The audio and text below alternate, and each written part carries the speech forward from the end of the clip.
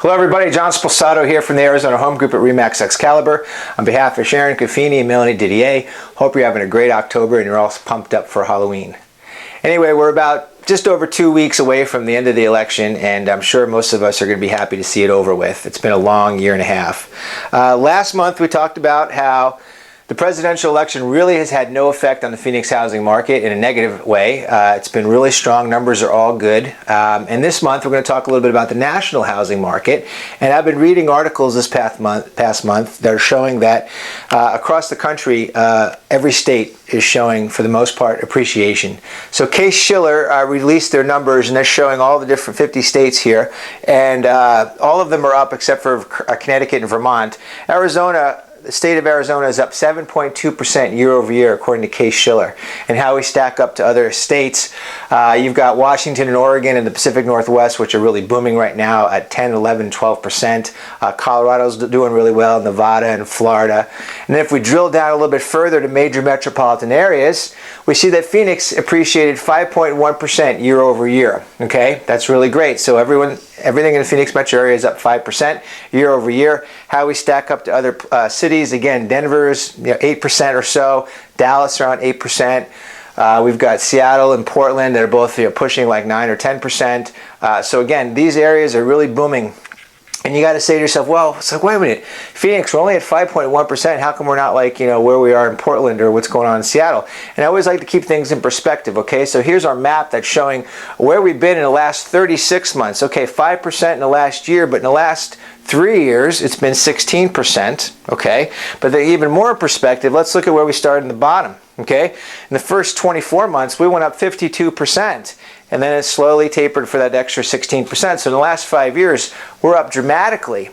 Whereas, maybe Portland or Denver maybe took a little bit longer to get out of that bottom, but now we're kind of picking up where we took off really quickly.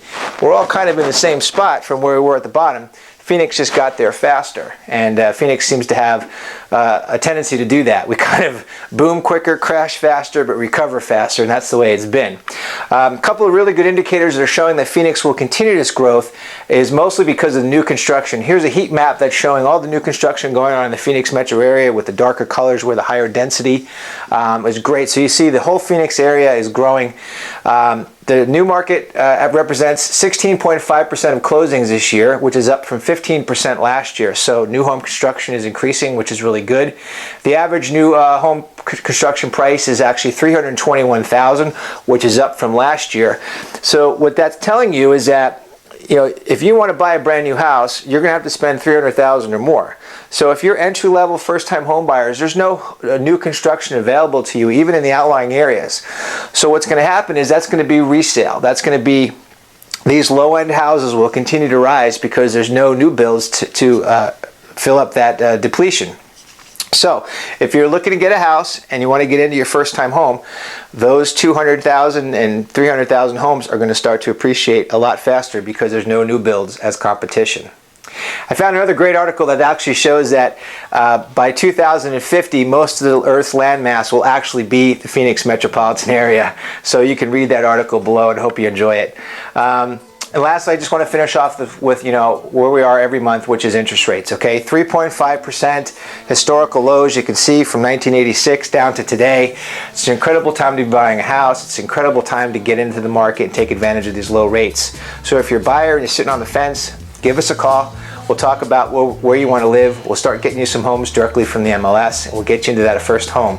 Stop paying your landlord's mortgage and start building some equity for your family. If you're a seller, it's a great time to be selling. Why? Because inventory is down. I told you last month we're down 9% year over year. So there's less homes saleable today than there were a year ago. Less inventory means less competition, means a quicker sale. And it's going into the holidays. And everyone says it's not a good time to be selling during the holidays. Wrong. We disagree. And we'll show you 7 reasons why it's better to sell during the holidays. So give us a call, 602-571-3730. On behalf of Sharon and Melanie, you guys have a great weekend. We'll see you next month.